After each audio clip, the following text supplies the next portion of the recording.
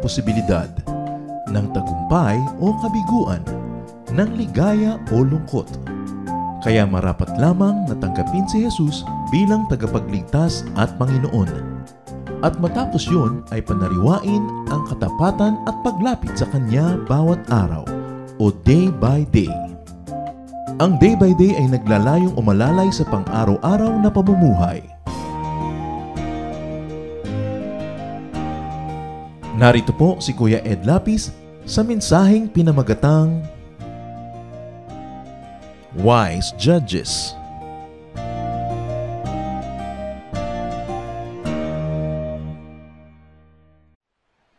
Romans 2:1. Some of you accuse others of doing wrong, but there is no excuse for what you do. When you judge others, you condemn yourselves. Judging others means committing a self-incriminating sin. Pag ang tao ay naguhusga sa kapwa, ang sarili niya ang kanyang ipinapahamak. Learn from wise judges. Sino ba ang wise judge? Lord, we thank you for this day. We thank you for life. We thank you for your glory that we can feel, we can enjoy, and we can share with one another. Salamat, Panginoon, sa iyong pag-ibig sa amin at ngayon kayo po ay siyang maging tagapagsalita, tagapangaral. Akayin niyo po kami turuan, cleanse us, and empower us to obey your word.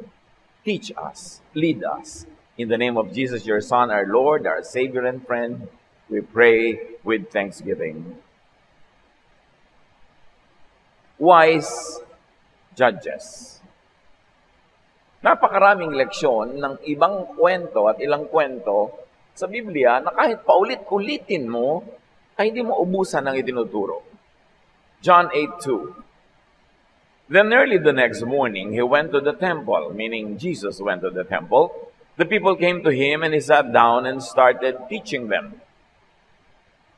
So here, the temple, and the equivalent today, the church, can be a classroom of and for Jesusness. Jesus was in the temple, but he was teaching outside of the temple proper. He was in the grounds. He was in the vicinities of the temple, and he was teaching. And what he was teaching was not the main lesson being taught inside the temple, but he was teaching the very, very wisdom that comes from the Father. He was teaching Jesusness. John 8:3-5, as we continue, the Pharisees and the teachers of the law of Moses brought in a woman who had been caught in bed with a man who wasn't her husband. So here you see a very public intrusion into a very private activity of a woman and a husband of someone else, but these two people were having a relationship. So they brought this woman to Jesus. They made her stand in the middle of the crowd. Then they said, "Teacher, this woman was caught sleeping with a man who isn't her husband." So her private sin is now being made public. The law of Moses teaches us that a woman like this should be stoned to death. What do you say? So Jesus was teaching Jesusness, and the people were now invoking Moses and Mosesness. As we see that a woman, a sinner, was caught in the act, judged according to the law of Moses, condemned by stoning. So here is a showdown. Mosesness, stoning to death, or Jesusness, forgiveness and love. The mob wanted the woman dead, so the temple, and today the church, can be a venue of and for Mosesness, for judging, condemning people. Dalawang magkasalungat na ideya ito, manghusga at hindi manghusga, mangbato at magpatawad, pumatay o magbigay ng buhay. Mosesness in collision with Jesusness. No other story could so clearly define the colliding thoughts or ideas, both recorded in Scripture. So malaki yung tension. Inabutan ng mga taong gustong patayin yung babae, si Jesus ay nagtuturo. At alam natin, mga katuruan ni Jesus, pagpapatawad, pag-ibig sa kapwa, pagmamahal.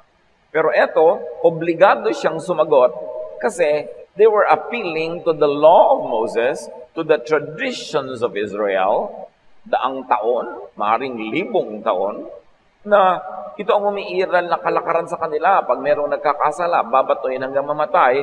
And here is Jesus sent by the Father Himself to be the light, to be the embodiment, to be the epitome, to be the realization of the goodness and kindness of the Father's love. May stress talaga dito, may tension, dahil magkasalungat na religiosity ang mga ideyang ito. So ang lahat ay hindi humihinga. Nag-aabang sila, ano kaya ang sasabihin ni Jesus? Kasi pag sinabi niyang huwag batuhin, ibig sabihin, huwag sundin si Moses. At pag sinabi niyang huwag batuhin, huwag sundin si Moses, ibig sabihin, ibasura ang kaugalian, ibahin ang pamamalakad, ibahin ang paniniwala, ibahin ang asal. Sobrang laking tension. John 8, 6-7. They asked Jesus this question because they wanted to test Him and bring some charge against Him. So you see, kasi alam nila na pag sinabi ni Jesus na huwag batuhin, pwede na ngayong si Jesus ang batuhin. Pwede nang siya ang idemanda at siya ay mapapatunayang nagkasala. Siya na ngayon ang babatuhin, siya na ngayon ang papatayin. Alam na alam nilang yun ang kakauwian ng usapan. Pag sinabi ni Jesus, huwag batuhin, therefore huwag sundin si Moses. But Jesus simply bent over and started writing on the ground with His finger. Imbes sumagot si Jesus ng salita, ang sagot niya ay gawa. Yumuko siya sa lupa, nagsulat siya sa alikabok, ginagamit ang kanyang daliri. Iniisip ng iba, dahil hindi naman sinabi ng Bible ko ano isinusulat ni Jesus, ay isinusulat niya sa lupa, sa alikabok, yung mga kasalanan ng bawat isang nandun na gustong mambato. Posible naman na yun nga, dahil sa resulta ng kanyang ginawa. They kept on asking Jesus about the woman, not about themselves, but about the woman. Alam niyo, ang isang taong may kasalanan, ang gustong pag-usapan, ibang tao, yung kasalanan ng iba, hindi yung kasalanan nila. The mob insists, because the mob already judged the woman and Jesus. And the mob wants evidence to publicly judge Jesus too. Ang hanap naman nila, hindi yung ebidensya laban doon sa babae kasi meron na sila. Naghahanap sila at gusto nilang gamitin yung babae, yung kaso ng babae, para magkaroon naman sila ng ebidensya laban kay Jesus. So they will hit two birds with one stone. They could kill two people on the same issue, the sin of the woman.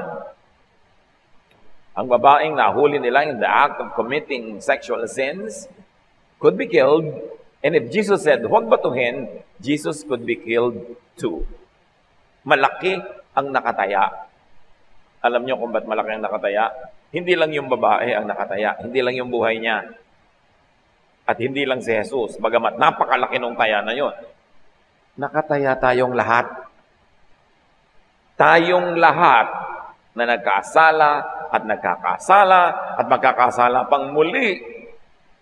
Nakataya din tayo sa usapan. Kasi kung ipababato hanggang mamatay yung may kasalanang babae, dapat lahat din tayo ngayon ay batuhin hanggang mamatay dahil tulad ng babaeng yon, makasalanan din tayo. Iba-iba lang ang hugis, korte, detalye ng kasalanan, pero kasalanan pa rin yun. Kaya ang totoo, hindi lang yung babaeng yun ang nakalugmok doon sa kalsada, sa alikabok, na naghihintay na either siya ay mabato o hindi mabato, tayo ang babaeng yun. So anong gusto mong gawin ni Jesus? Ipabato ka? Para hindi siya masisi? Anong gugustuhin ang babaeng yun? Anong gugustuhin natin? Ano ang gusto ni Jesus? Ano ang gusto ng Ama sa Langit? Dahil ang gagawin ni Jesus ay isang pagpapakita ng kalooban ng Ama sa Langit tungkol sa mga makasalanan. John 8, 7-9. Finally, he stood up and said, "If any one of you have never sinned, then go ahead and throw the first stone at her. Lalong tumingkad at umigting ang pag-iisip ng mga iba scholar nang isinusulat talaga ni Jesus sa alikabok ay yung kasalanan ng mga tao doon. At matapos yung ma-establish na maraming kasalanan talagang nagaganap, sinabi niya, gusto nyo batuhin ang babae, tinatanong nyo ako kung pwedeng batuhin. Ang sagot ni Jesus ay, hindi naman huwag batuhin. Hindi rin niya sinabing batuhin. Ang sabi niya, yung walang kasalanan, mauna nang bumato. So, hindi siya pwede ngayong idemanda na sinabi niyang huwag batuhin. Hindi rin naman niya sinabing batuhin. Napakagaling ng sagot. Matapos niya isulat ang mga kasalanan ng mga tao doon sa alikabok. Siyempre, nakikita nila, curious sila kung ano sinusulat. Magkakaroon pa ba ng lakas ng mga loob yung mga taong mambato? Alam naman nila na sila din makasalanan. Verse 8. Once again, he bent over and began writing on the ground. Nagdagdag pa siya. The people left, one by one, beginning with the oldest. Finally, Jesus and the woman were there alone.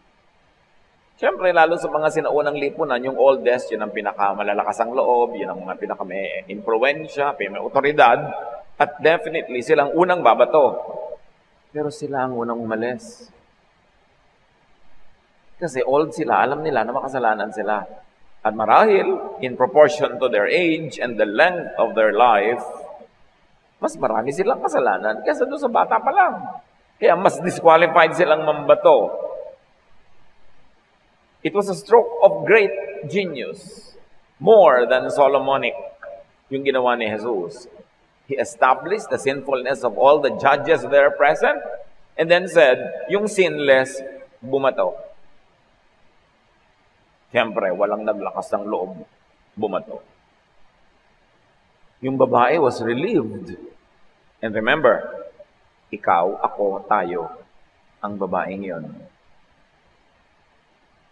Yung iniligtas ni Jesus sa pambabato, yung iniligtas ni Jesus sa kamatayan, ayon sa katuruan ni Moses, ay tayo rin. The Jesus qualification to stone, meaning the Jesus qualification to judge, to condemn, to punish, or kill, or hurt a sinner, is very simple. Sinlessness. Dapat sinless ka para ka pwedeng mambato. No one qualified, of course. No one qualified to be the first, or the next, or the last, to stone the woman, because all have sinned. Dramatic. But the message is very clear. Hindi pwedeng malito ang sino man na nagbabasa ng mensahe. John 8:10-11. Jesus stood up and asked, "Where is everyone? Isn't there anyone left to accuse you?" "No, sir," the woman answered. Then Jesus told her, though I am qualified, I am not going to accuse you either. You may go now, but don't sin anymore. Baka bukas, kaladkad ka na naman nila dito. Araw-araw. Sabi niya, tigilan mo na yan. Napapahamak ka lamang. At ang lahat ng tao ay nagpapahamak din sa sarili nila. The foolish, self-appointed judges became wise non-judges. This is one of the biggest changes in a human being ever. Yung mga hangal na mga tao, at hangal sila dahil lang judge sila, gusto nilang mambato, di ba kahangalan yun? Kasi ang walang kasalanan, ang lang pwede ang mambato. Nagbagong loob, nagbagong isip.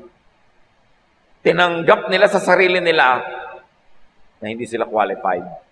Tinanggap nila sa sarili nila, therefore, na makasalanan sila. So these people are not beyond redemption because they acknowledge their sinfulness. And in acknowledging their sinfulness, they also acknowledge their disqualification from judging others. Kaya yung foolish judges kanina, ngayon wise non-judges. Kaya wise. Ang wise judge, hindi nagja-judge. A wise moral judge does not judge. At pinag-uusapan natin moral, hindi yung legal. Siyempre, kung ikaw ay hukom, nasa hukuman ka ng mga gobyerno, batas, may nagnakaw, may gumawa ng crime, by the book, magja-judge ka. Hindi mo judgment yon based on the book, the law, the constitution of the land. Dapat yon may judgment. Pero yung moral, katulad ng kasalanan ng tao, nangalon niya ba siya, ganito ba siya, ganun ba siya. Pero yung halimbawa, may utang ka sa kapwa, idinimanda ka, of course, it is wise for the judge na parusahan yung nangutang na hindi nagbayad at pilitin siya magbayad according to the law. Hindi ganun ang pinag-uusapan natin ng mga kasalanan na hindi dapat i-judge. Yung moral. Hindi financial, hindi practical. Especially personal morality. In-emphasize nga dito na yung babae nasa privacy of her home. She was doing her sin privately, not publicly, but it was taken out of its very private context and taken to a very public forum. Iniba. 1 John 3:5, but you know that He, meaning Jesus, appeared so that He might take away our sins, and in Him is no sin. Kaya dumating si Jesus ay para alisin, tanggalin, ilayo sa atin ang ating kasalanan as far as the east is from the west. Ang misyon ni Jesus, tanggalin ang kasalanan, tanggalin ang batik, tatak ng kasalanan, tanggalin ang parusa ng kasalanan, at tinanggap niya sa kanyang sarili yung kaparusahan na yun. Jesus is the only one qualified to throw the first stone and to judge sinners. But Jesus came not to judge, but to take away sin. In fact, to justify. Dumating si Jesus upang alisin ang kaparusahan ng kasalanan, ang batik ng kasalanan, yung tatak ng kasalanan, at yung pagiging outsiders ng mga makasalanan, at hindi lang yon, binigyan pa niya ng justification ng katuwiran ng mga makasalanan. Romans 4:25, Jesus was delivered over to death for our sins and was raised to life for our justification. We are not only pardoned, we are not only excused, we are even justified because of Jesus. Na sa tingin ng langit, tayong mga makasalanan ngayon ay banal. Hindi dahil sa ating personal achievement, dahil sa achievement ni Jesus, kabanalang nagiging atin din pag tayo'y nagpapaligtas sa Kanya at naniniwala sa Kanya. Si Jesus na walang kasalanan, qualified na magparusa, manghusga, ay hindi nanghuhusga, in fact, nagliligtas pa nga. Tapos yung mga taong makasalanan, dinadaig pa si Jesus.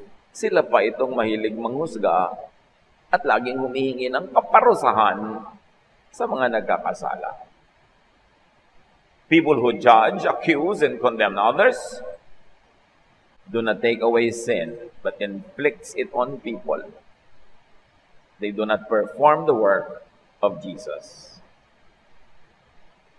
Ang mga taong nag-uusig, nagdidiin, naguhusga, at humihingi ng parusa sa mga nagkakaroon ng moral sins, hindi nila ginagawa ang gawain ni Jesus. They do the work of Satan. Because the work of Jesus is to forgive, to justify, to save. The work of Satan is to accuse and condemn. Sino man na ang lagi niyang ginagawa ay mang-akusa, mang-kondena ng mga kapwa naman niya makasalanan, naglilingkod siya kay Satanas. Hindi kay Jesus. Kasi ang trabaho ni Jesus ay magpatawad, maglinis, magligtas. Tulad ng ginawa niya sa babae, iniligtas.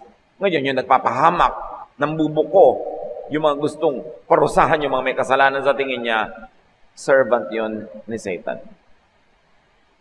Ang nakakapagtaka, mas nagiging relihiyoso ang mga maraming tao, mas naglilingkod sila kay Satanas. Kasi mas nagiging judgmental lalo. Lalong nagiging malupit sa mga nagkakasala, at laling hinahanap nila parusahan ng may kasalanan. Hindi yan trabaho ni Jesus. Trabaho yan ni Satanas. Revelation 12:10, for the accuser, meaning Satan, of our brothers and sisters, who accuses them before our God day and night, has been hurled down. Itinapon na daw, ibinagsak yung mapanisi, maghilig mang-akusa, magdemanda. Sabi, itong si Satanas, wala itong ginawa, kundi ang ating mga kapatid sa Panginoon ay laging i-judge, i-condemn, at i-accuse before God. Tulad ng ginawa ni Satan kay Job. Sabi niya sa Diyos, si Job naman, maka-Diyos siyang kasi blessed, mayaman, malusog. Hindi naman talaga maka-Diyos yan dahil lang maka-Diyos siya. Kasi pinagpapala. Tanggalin mo pagpapala niyan, isusumpa ka niyan. Sabi ni Satan about Job. Ngayon, maraming mga kapatiran ngayon katulad ni Satan. Walang ginawa kundi akusahan ng kapatiran. Sabi ng Bible, trabaho yan ni Satan, hindi yan trabaho ni Jesus. So by not throwing the first stone, Jesus inhibited himself as judge. Hindi siya nag-judge, and disqualified all others to throw the succeeding stones, in fact, any stone. Kung si Jesus na qualified at kaisa-isang qualified mambato ay hindi nambato, ano ngayon ang karapatan natin na siyang actually ay dapat batuhin, anong karapatan natin na tayo pa ang mambato sa ating kapwa? Matthew 18:21, so on. Lumapit si Pedro at nagtanong kay Jesus, Panginoon, ilang beses po bang patatawarin ng aking kapatid na nagkakasala sa akin? Hindi sa iba sa akin. 7 beses po ba? Sinagot siya ni Jesus, hindi 7 beses, kundi 70 ulit na 7. Sa Israel, yung 7 is symbolic of perfection. Ang required lang ng kanilang kaugalian, magpatawad ka 3 times. Pag 4th, pwede man ang hindi patawarin. Si Pedro, inaakala niya siya, napakabait. Sabi niya kay Jesus, 7 beses ko po bang patatawarin ang isang tao nagkakasala sa akin personally, repeatedly? 7. Di po ba 3 lang? So, dinagdagan ko pa ng 4. Ang bait-bait ko na. Sabi ni Jesus, ilang 7? Kulang. 70 times 7, meaning endlessly. Gusto ko lang idiin hindi ito yung utang sa pera, pinag-uusapan. Yung pagkakasala laban sa iyo personally, sa puso mo, sa dibdib mo. Kasi baka gamito ng mga iba na may utang sa pera no? Magpalusot. May utang sa mga sweldo, may utang sa pasweldo. Hindi ito pinag-uusapan, yung mga moral personal sins like adultery, like yung mga ganon, tulad ng babaeng binato. At sabi ni Pedro, nagkasala sa akin. Imagine, yung babaeng nahuli sa act of adultery, hindi naman siya nagkasala sa bawat isang member ng community Kung nagkasala man siya sa sarili niya, doon sa partner niya, at kung may asawa yung partner niya, sa asawa nun, pero hindi sa lahat ng gustong bumato sa kanya. Wala talaga silang karapatang mambato. So si Pedro, sabi niya 7 times, para siyang generous. Parang wow, 7, lampas-lampas sa hinihingi ng kaugalian. Pero sabi ni Jesus, hindi, kulang. 70 ulit na 7. Sapagkat ang kaharian ng langit ay katulad nito, sabi ni Jesus. Ito ang illustration ni Jesus. Ipinasya ng isang hari na hinga ng ulat ang kanyang mga alipin tungkol sa kanilang mga utang. So this is unpaid utang or it led to slavery. Pagka hindi ka nakakabayad ng utang, nagiging slave ka. Nang simulan niyang magkwenta, Dinala sa kanya ang isang lingkod na may utang na milyon-milyong piso. Dahil sa siya'y walang maibayad, iniutos ng hari na ipagbili siya. Pati ang kanyang asawa, mga anak, at lahat ng kanyang ari-arian upang siya'y makabayad. Kita niyo kung paano nadadamay ang asawa at anak ng mga taong waldas, mga hindi nagbabayad ng utang o nagsusugal at natatalo ang lahat-lahat, nawawalan sila ng bakay, nawawalan sila ng gamit, napagiging alipin sila, nabebenta sila, napapahamak because of the wrong leadership of the father or any member of the family. So magiging pambayad siya at ang kanyang pamilya. Lumuhod ang lingkod sa harapan ng hari at nagmakaawa. Bigyan po ninyo ako ng panahon at babayaran ko sa inyo ang lahat.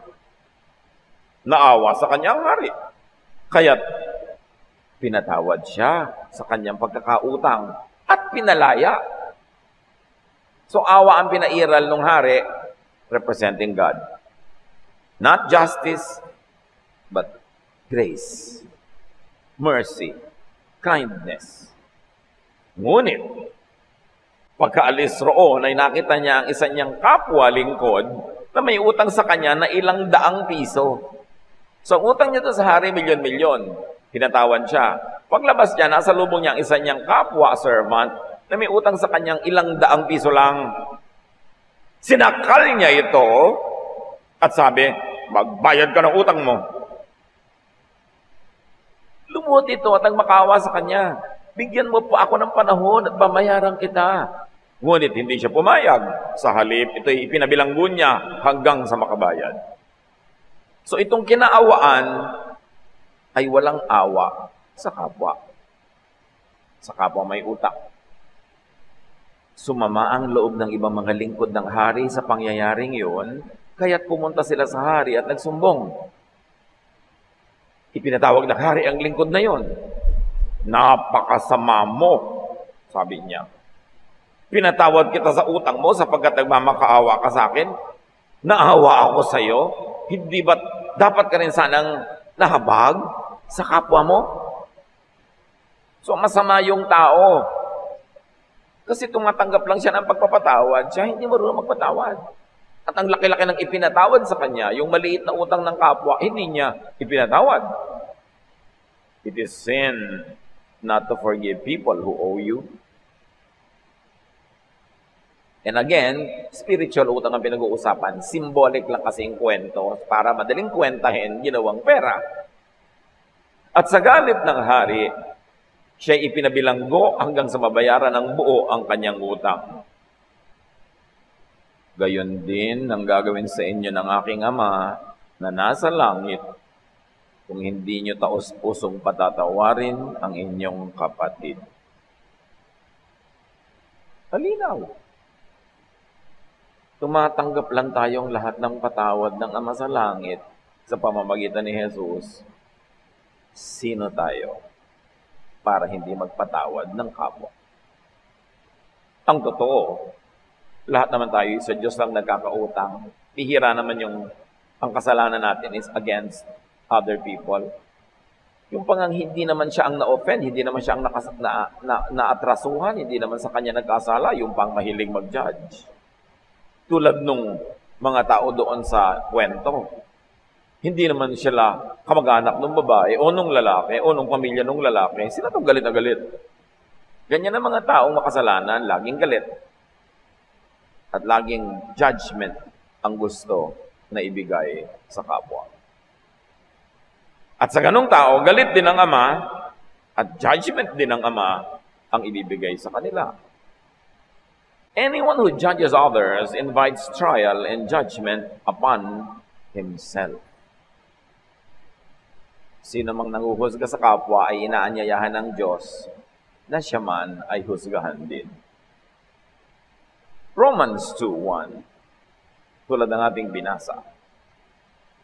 Some of you accuse others of doing wrong, but there is no excuse for what you do. When you judge others, you condemn yourselves because you are guilty of doing the very same things. Perhaps not always specifically the same thing, but generically the same thing. Kasi ang kasalanan, anuman yon, ay kasalanan din. Pare-pareho lang. James 2:10, if you obey every law except one, you are still guilty of breaking them all. Sa 10 utos, sinunod mo ang 9, hindi mo nasunod yung isa, guilty ka of breaking all the 10. In other words, kahit anong pagsisikap mo dyan, guilty ka pa rin. Kaya walang maglalakas ng loob na bumato kasi lahat guilty. Romans 3:23, for all have sinned and fall short of the glory of God. Romans 3:10, as it is written, there is no one righteous, not even one. Wala ni isang matuwid. Walang righteous, ang meron lang, self-righteous. Yung nagpo-promote ng sarili, nag-aangat ng sarili, walang malinis, meron lang naglilinis-linisan.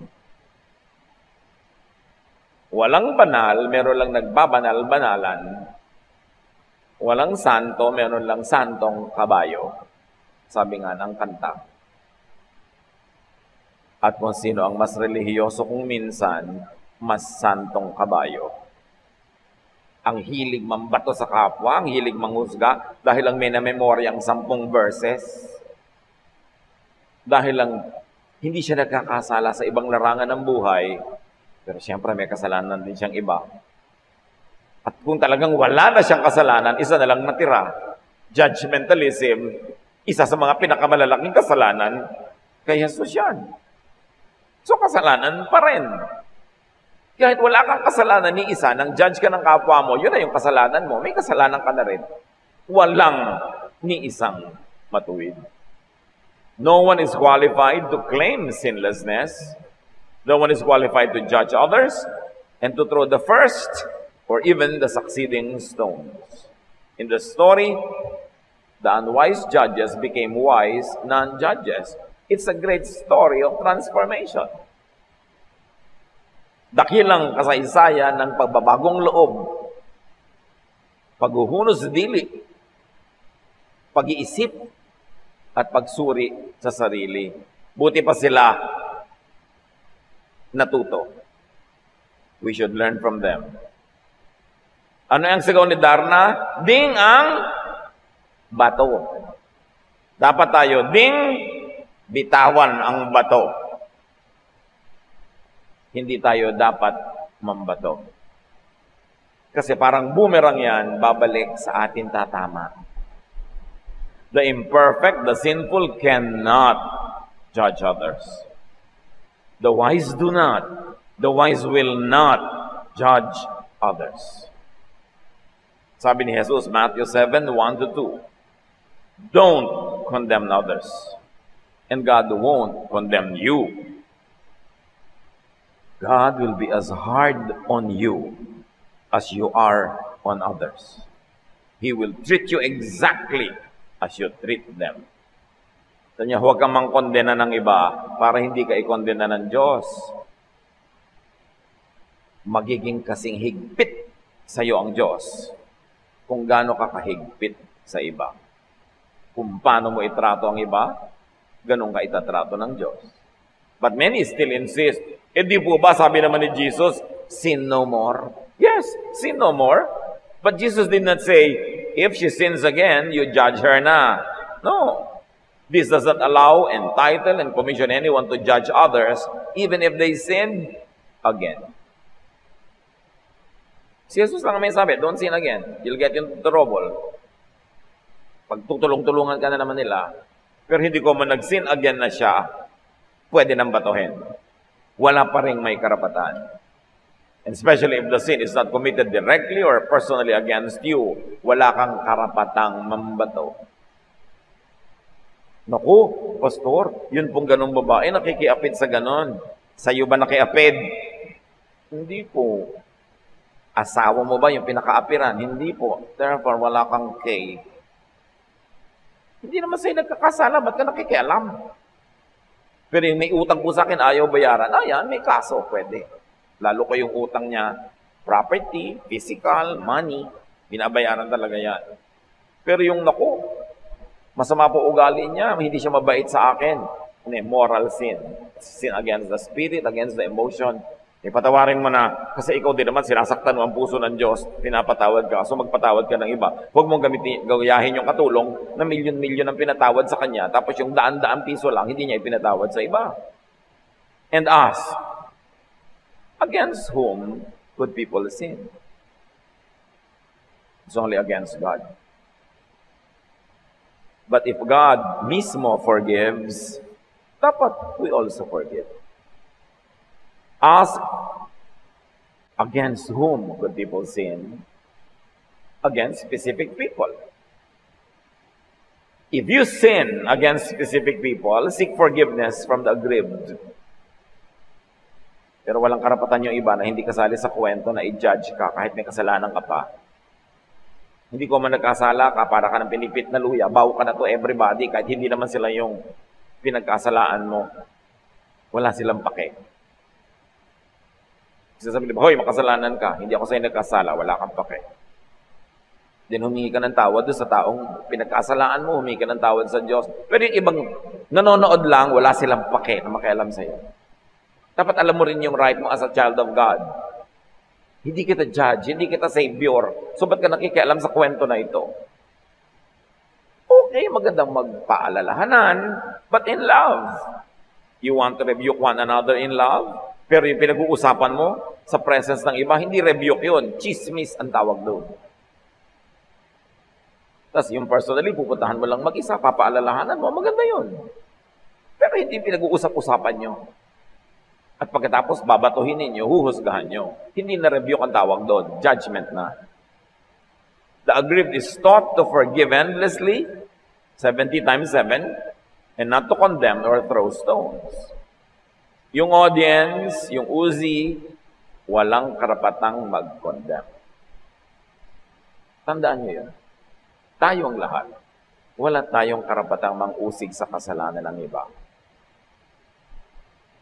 At ididiin ko, liba na lang, may utang sa'yo. Pwede ba talagang singilin yon? Lalo't material thing na nasusukat at dapat lang talagang bayaran. The ancient context of the law was primitive.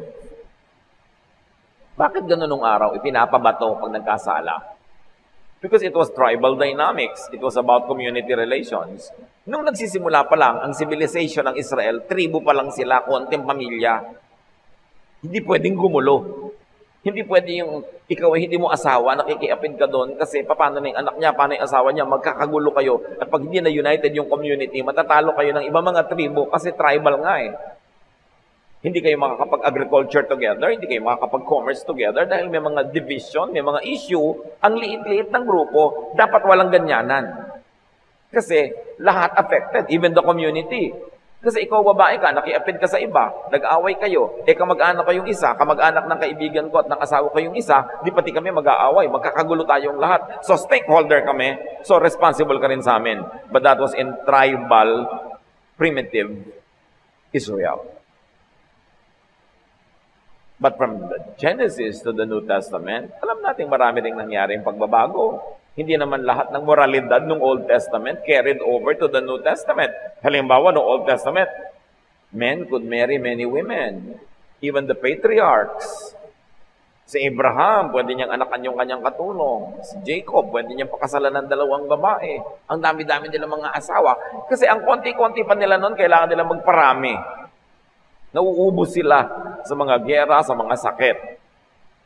But the times when it was allowed was already different from the time of Jesus, when Israel was already a very established kingdom. It was a big nation with so many people, with big cosmopolitan cities. Kaya may mga turo din si Jesus na, you have heard in the Old Testament, ganito. Pero sinasabi ko sa inyo, ngayon, ganito na ha. Even the sense of morality was changing according to the needs of the community, according to the dictates of the needs of the nation, of the tribe. Kaya hindi lahat ng tribal laws nung araw ay pwede mo nang i-implement sa then already cosmopolitan, big city, Jerusalem. Na iba na ang social dynamics. Nag-iiba ang panahon. Nag-iiba ang mga hinihingi ng panahon. And even in the Bible, you see the response of the people to changing times. Yung mga dating bawal na bawal o hindi na. Katulad nung bawal na bawal kumain ito, bawal na bawal kumain nun, sa Christian time, hindi na. Because most of the commandments of the Old Testament were to preserve the tribe or the nation. Yung bawal kang kumain ng baboy, bawal kang kumain ng sugpo, bawal kang kumain ng ganito, pinauso kayo ng mga priest talaga para ang mga Israelites ay huwag makisalamuha sa ibang lahi in Babylon. Most of these commands and these teachings were developed during the captivity in Babylon when the Israelites were together with so many other nationalities all together in the big city of Babylonia. And they were afraid that they might lose their identity and not be able to return as one people to Jerusalem. Therefore, bawal makisalamuha sa ibang lahi. At para huwag sila makisalamuha, eto na yung bawal kumain ito, bawal kumain nun. So paano ka pupunta sa mga bahay ng non-Israelites? Sa iba yung pagkain. Paano ka ngayon mag-host ng kainan sa bahay mo? Iba yung kinakain ng mga magiging bisita mo. Ang bunga tuloy, hindi ka na lang nakikisalamuha. Tulad ng Sabbath. Ganun ba talaga kahalaga yon o may function yon? Pag Sabbath sa Babylonia, lahat ng tao, holiday, dalaw dito, dalaw doon, pasyal dito, pasyal doon, nakikisalamuha sa isa't isa. So biglang hinigpitan ng mga Jew, walang kakain sa Sabbath, walang magtatrabaho sa Sabbath, walang maglalakad ng ganong kalayo pag Sabbath. Effectively, they were separated from the entire society in Babylon. Kaya si Jesus, ang dami niyang ginawa ng Sabat. Kasi sinasabi niya, wala na tayo sa Babylon. Iba na ang panahon. Hindi na nagsaserve ng function yung mga rules na yan, na ang tunay lang namang dahilan para ihiwalay tayo sa ibang lahi. We're already an identity, we are a nation, we know ourselves, we can feel secure about going about with foreigners without losing our identity. May mga social functions, yung mga batas na yan, hindi lang laging inilaglag mula sa langit. And to be observed for all time, in all places, by all people. Tinitingnan mo rin, ba't ibinigay? Ano ang purpose? And some of those laws outlived their purpose. Kaya yung batuhan na yan, kung talagang kailangan at dapat, di dapat ipinagawa ni Jesus.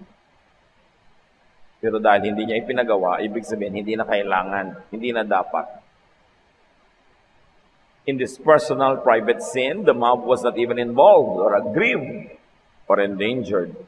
Hindi naman nalagay sa alanganin ng security nila yung buhay nila dahil yung babaeng yun went to bed with someone, not her husband. They were no longer stakeholders. We are not justifying what the woman did. But what we are saying is, hindi justified yung reaction ng community sa babaeng ito. Kaya yun ang paninindigan ni Jesus, ang linaw-linaw. Why would Jesus not have the law applied if it should have been applied? Ito lang talaga ang tanong. The law of Moses required that this woman be stoned to death. Why would Jesus not have the law applied? Either Jesus was a lawbreaker or a lawgiver. In fact, he is a lawgiver because he gave already another law, the law of love.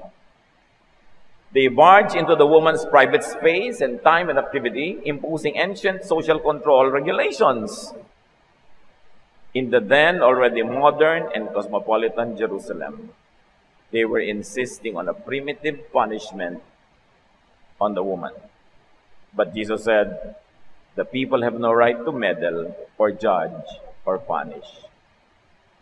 Ask, how many times should the sinner be forgiven for a personal act? Jesus said, endlessly. The kingdom of God, certificate of sinlessness. This certifies that blank, your name, is sinless and therefore qualified to judge other people. Kung sinless kayo kapatid, write your name. Go ahead, write your name. Given on this what day of this month? In my year, certified and awarded by Jesus Christ. Anybody qualified, sinless, go ahead, write your name. And stand up so we can worship you. And we can ask you to save us. because you are sinless. But, kung wala kayong lakas ng loob na ilagay ang pangalan nyo dito, you are a wise non-judge. You are wise. Yung may lakas ng loob, isulat nyo, ikwadro nyo, ilagay nyo wherever you can see it, and judge everybody you see. Pero yung wala kang lakas ng loob, ikwadro nyo pa rin. Put it where you can see it to remind you na wala kang kay. Sabihin nyo nga sa katabi nyo, wala kang kay. With feelings. At wala rin akong kay. No? Matthew 7, 1-3. Sabi ni Jesus, you can see the speck in your brother's eye, but you don't notice the log in your own eye. God will be as hard on you as you are on others. He will treat you exactly as you treat them. Don't condemn others, and God won't condemn you. So am I qualified? Am I certified to judge others? The answer is clear. Inilaglag ang mga bato, walang may karapatan. Luke 6:37-38, Jesus said, don't judge others, and God won't judge you. Don't be hard on others, and God won't be hard on you. Forgive others, and God will forgive you. If you give to others, you will be given a full amount in return. It will be packed down, shaken together, and spilling over into your lap. The way you treat others is the way you will be treated. Ang tunay na pinag-uusapang siksik, liglig at umaapaw na ibibigay sa iyo ng Diyos, pag nagbigay ka, hindi pera, pagpapatawad. Pag nagpatawad ka daw sa iba, ibinigay mo yung patawad na yon, ang ibibigay din patawad sa iyo ng Diyos ay siksik, liglig, umaapaw. 1 Corinthians 10:12. So if you think that you are standing firm, be careful that you don't fall. Kung ngayon, banal ka, tama ka, okay ka, huwag kang basta-basta mag-judge ng iba. Magdahan-dahan ka. Kasi hindi mo alam, baka bukas, ikaw naman yung lalaglag. Ikaw naman ang mangangailangan ng habag at patawad. Don't burn the bridge over which you too must pass. Watch and be answerable for your own soul. Judge only yourself. Ang ating certificate of sinlessness, titigan nyo ng 1 minute at manalangin kayo sa Diyos. Salamat, hindi kayo qualified. Kasi kung qualified kayo, baka qualified din yung katabi nyo, edi batuhan tayo ng batuhan. Titigan nyo mga kapatid, and thank God that Jesus forgives us, that God is love.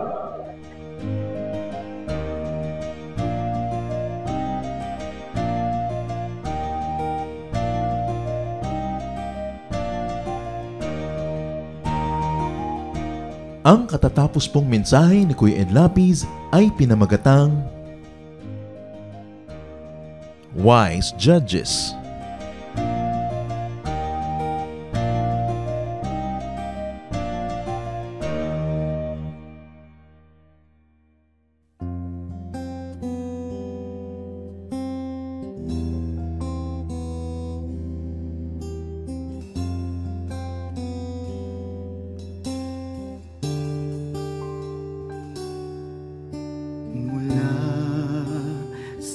Sinapupunan, ako'y iyong kilala. Wala na nang iba, sa inyo'y hihigit pa. Panginoon, tapat, dakila ka. Kayo lang ang pupurihin at siyang tatanghalin, pagkat kay buti-buti niyo sa akin.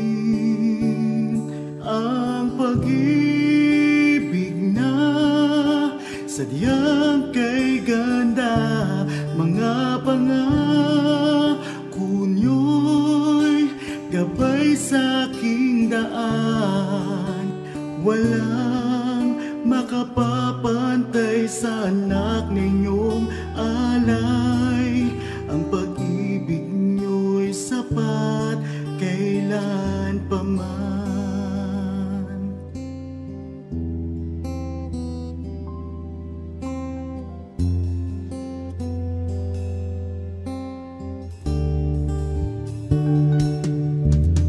Tinawag niyo akong kaibigan, kahit na ako ay pariwara.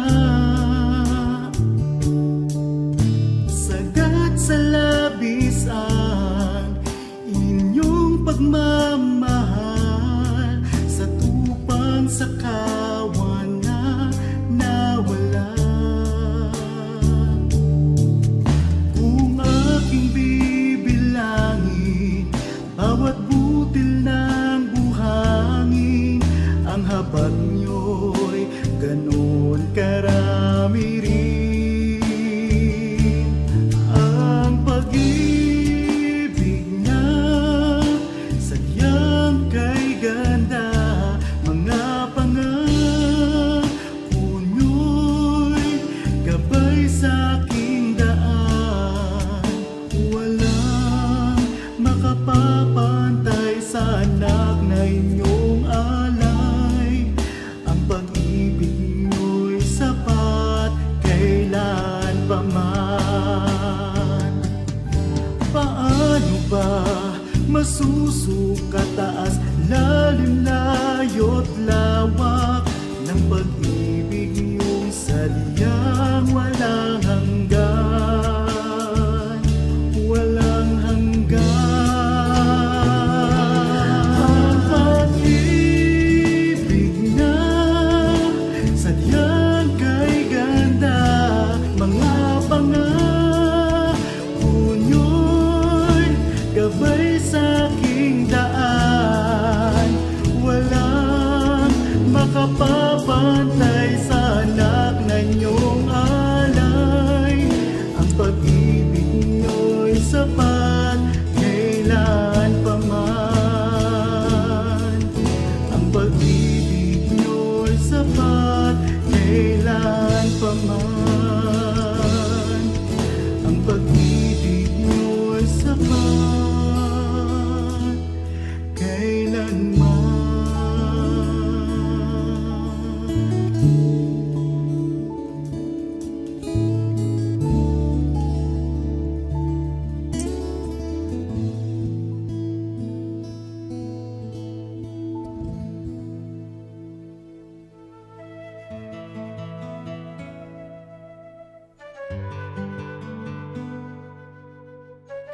Bakit sinasabi nating Aba, Ginoong Maria habang babae naman ang tinutukoy?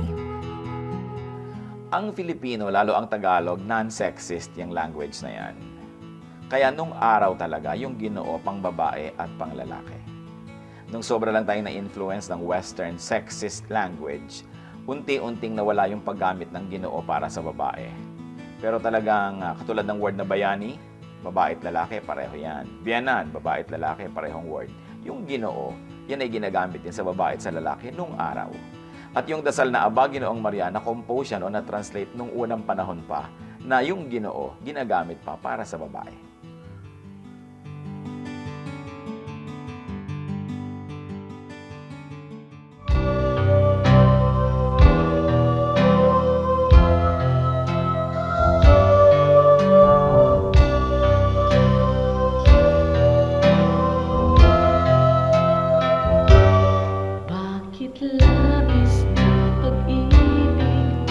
Nais kong ibigay magmula na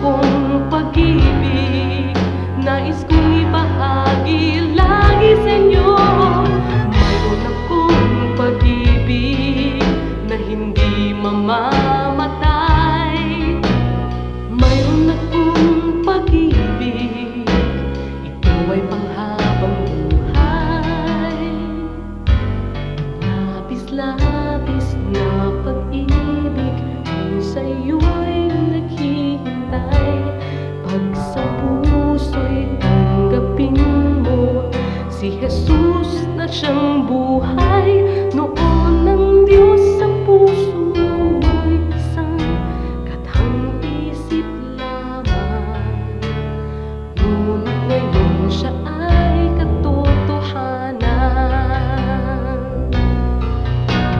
Mayroon akong pag-ibig dito sa puso ko.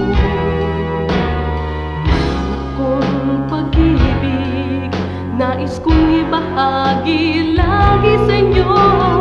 Mayroon akong pag-ibig na hindi mamamatay.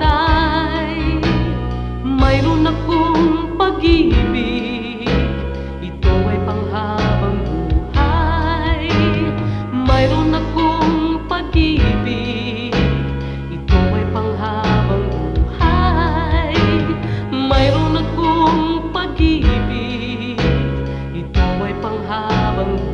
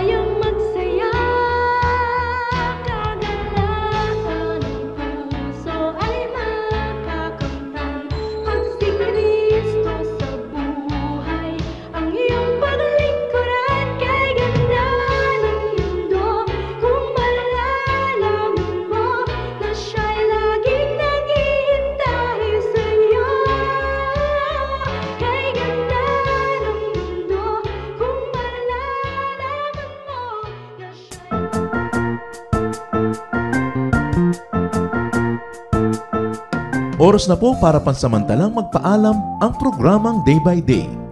Tayo po'y magsama-sama tuwing ika-6 hanggang ika-7 ng umaga, araw-araw.